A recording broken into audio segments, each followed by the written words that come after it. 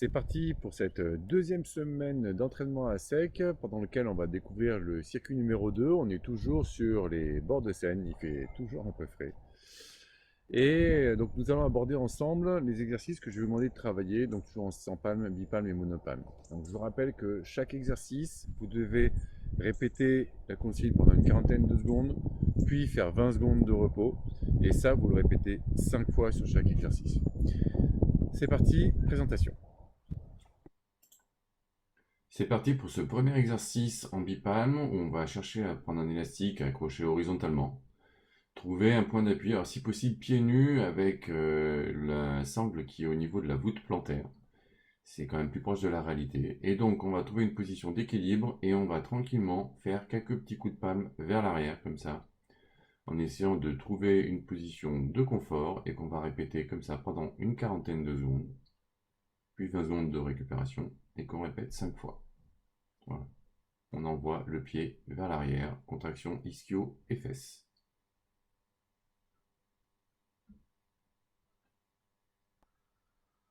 Second exercice en bipalme, je me cherche un banc quelconque, stable si possible. Je m'allonge le dos entièrement sur le banc. Vous avez vu que je reprends juste au-dessus des fesses et donc je vais commencer un mouvement que je vais chercher au niveau de la hanche. C'est-à-dire pas un déploiement des genoux, mais bien un déploiement de l'ensemble de la jambe.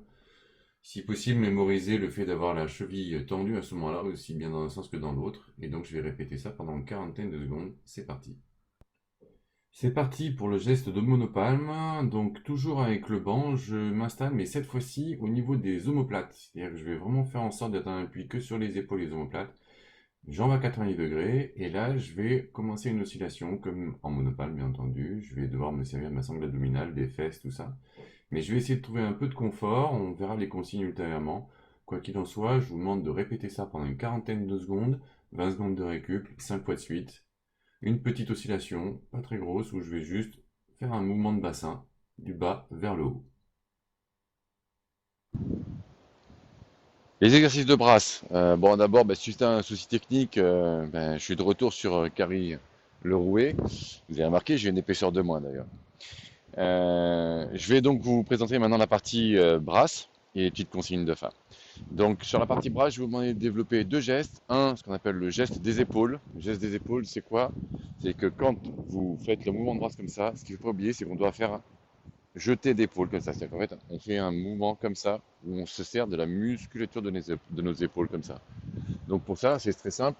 Vous allez reprendre un élastique, d'accord, vous positionnez comme ça et juste travailler un petit geste comme ça, qui est le début en fait de votre mouvement de brasse. Mais vous devez sentir que c'est les mêmes épaules. C'est-à-dire que c'est pas les bras qui tirent le poids, d'accord. C'est vraiment un geste où je sors les épaules. Même en exagérant, vous pouvez dire que vous sortez les épaules quand vous faites le geste, comme ça. Crac, crac, crac. Là, encore une fois, je le répète une quarantaine de secondes. Je prends une pause de 20 secondes et je répète ça 5 fois. D'accord?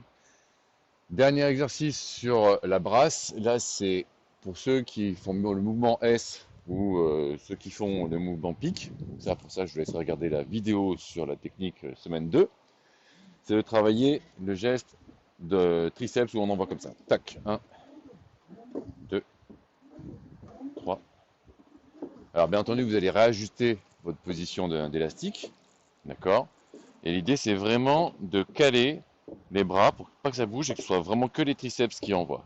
Tac, tac, tac, pendant 40 secondes, puis 20 secondes de récupération et on fait ça 5 fois.